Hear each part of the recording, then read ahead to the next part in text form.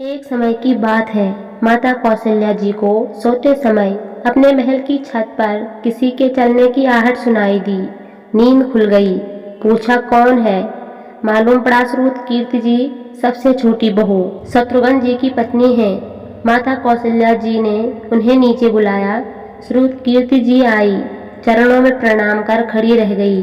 माता कौशल्या जी ने पूछा, श्रुति, इतनी रात को अकेली छत पर क्या कर रही हो बेटी? क्या नींद नहीं आ रही? शत्रुघ्न कहाँ है? श्रुत कीर्ति की आंखें भर आई। माँ की छाती से चिपटी गोद में सिमट गई। बोली, माँ, उन्हें तो देखे हुए 13 वर्ष हो गए। ये सुनकर कौशल्या जी का हृदय कांपकर झटपटा गया। तुरंत आवाज लगाई। सेवक दौड़े आए। आधी रात की पालकी तैयार हुई। आज शत्रुघ्न जी की खोज होगी। माँ चली। आपको मालूम है शत्रुघ्न जी कहाँ मिले? अयोध्या जी के जिस दरवाजे के बाहर भरत जी नंदीग्राम में तपस्वी होकर रहते हैं, उसी दरवाजे के भीतर एक पत्थर की शिला है। उसी शिला पर अपनी बाह का तकिया बनाकर लेटे मिले। माँ सिराहने बैठ गई। बालों में हाथ फिराया तो शत्रुघ्न जी ने आंखें खोली। उठे, चरणों में गिरे। माँ, आपने क्यों कष्ट किया? मुझे बुलवा लिया होता। माँ ने कहा, शत्रुघ्न यहाँ क्यों? शत्रुघ्न जी की रुलाई फूट पड़ी। माँ, भैया राम जी पिताजी की आज्ञा से वन में चले गए। भैया लक्ष्मण जी उनके पीछे चले गए। भैया भरत जी भी नंदीग्राम में हैं। क्या ये महल, ये रथ, ये राजसी वस्त्र विधाता ने मेरे लिए बनाए हैं? माता कौशल्या जी निरुत्तर रह गई। देखो क्या है ये राम कथा। यह भोग की नहीं, त्याग की कथा है। यहाँ त्याग की ही प्रतियोगिता चल रही है और सभी प्रथम हैं। कोई पीछे नहीं रहा। चारों भाइयों का प्रेम और त्याग एक दूसरे के प्रति अद्भुत, अभिनव और अलौकिक है। रामायण जीवन जीने की सबसे उत्तम शिक्षा देती है। भगवान राम जी को 14 वर्ष का वनवास हुआ तो उनकी पत्नी सीता मैया ने भी सहर्ष वनवास स्वीकार कर लिया।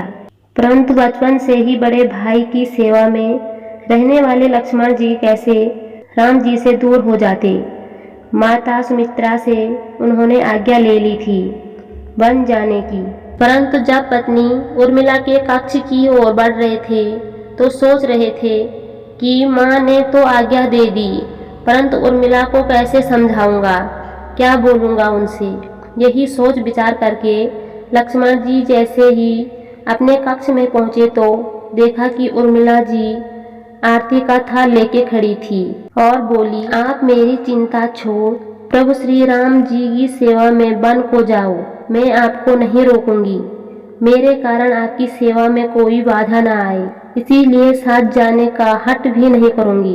लक्ष्मण जी को कहने में संकोच हो रहा था, परंतु उनके कुछ कहने से पहले ही उर्मिला जी ने उन्हें संकोच से बाहर निकाल दिया।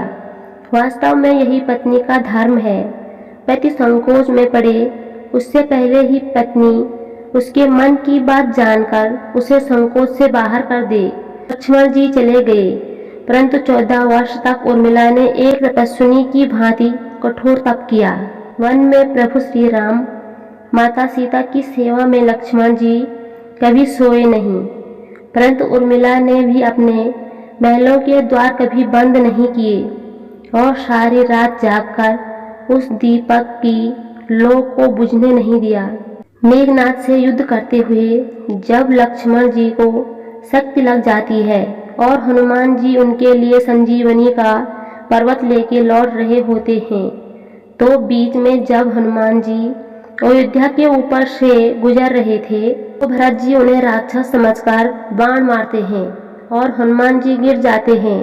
तब हनुमान जी सारा वृतांत सुनाते हैं कि सीता जी को रावण हर ले गया, लक्ष्मण जी युद्ध में मूर्छित हो गए हैं। यह सुनते ही कौशल्या जी कहती हैं, राम को कहना कि लक्ष्मण के बिना अयोध्या में पैर भी मत रखना, राम वन में ही रहे। माता सुमित्रा कहती है कि राम से कहना कि कोई बात नहीं, अभी शत्रुघ्न है, मैं उसे भेज दूंगी। मेरे दोनों पुत्र राम सेवा के लिए ही तो जन्मे हैं। माताओं का प्रेम देखकर हनुमान जी की आंखों से अश्रुधारा बह रही थी, परंतु जब उन्होंने उर्मिला जी को देखा तो सोचने लगे कि यह क्यों एकदम शांत और प्रसन्न खड़ी है। क्या इन्हें अपने पति के प्राणों की कोई चिंता नहीं? हनुमान जी पूछते हैं, देवी आपकी प्रसन्नता का कारण क्या है? आपके पति के प्राण संकट में हैं। सूर्य उदित होते ही सूर्य कुल का दीपक बुझ जाएगा। उर्मिला जी का उत्तर सुनकर तीनों लोगों का कोई भी प्राणी उनकी वंदना किए बिना नहीं रह पाएगा। उर्मिला बोली, मेरा दीपक संकट में नहीं है, वो बुझ ही नहीं सकता। रही सूर्योदय की बात, तो आप चाहो तो कुछ दिन अयोध्या में विश्राम कर लीजिए, क्योंकि आपके वहां पहुंचे बिना सूर्य उदित हो ही नहीं सकता। आपने कहा कि प्रभु श्री राम मेरे पति को अपनी गोद में लेकर बैठे हैं। जो योगेश्वर प्रभु श्री राम जी की गोदी में लेटा हो, काल उसे छू भी नहीं सकता। यह तो वे दोनों लीला कर रहे हैं। मेरे पति जब से बन गए हैं तब से सोए नहीं हैं। उन्होंने न सोने का प्रण लिया था, इसीलिए वे थोड़ी देर विश्राम कर रहे हैं, और जब भगवान की गोद मिल गई तो थोड़ा विश्राम ज़्यादा हो गया। वे उठ जाएंगे, और शक्ति मेरे पति को लगी ही नहीं, शक्ति तो प्रभु श्री राम जी को लगी है। मेरे पति की हर सांस में राम है, हर धड़कन में राम है, उनके रोम रोम में राम है, उनके खून की बूंद बूंद में राम है, और जब उनके शरीर और आत्मा में ही सिर्फ राम है, शक्ति राम जी को ही लगी, दर्द राम जी को ही हो रहा है। इसीलिए हनुमान जी आप निश्चित होके जाएं, सूर्य उदित नहीं होगा। बोलो सियापति रामचंद्र जी की जय। आशा करते हैं कि आपको हमारी वीडियो पसंद आई होगी। वीडियो पसंद आए तो चैनल को लाइक करें, सब्सक्राइब करें और कमेंट जरूर करें। मिलते हैं नई वीडियो के साथ, तब तक के लिए राधे राधे।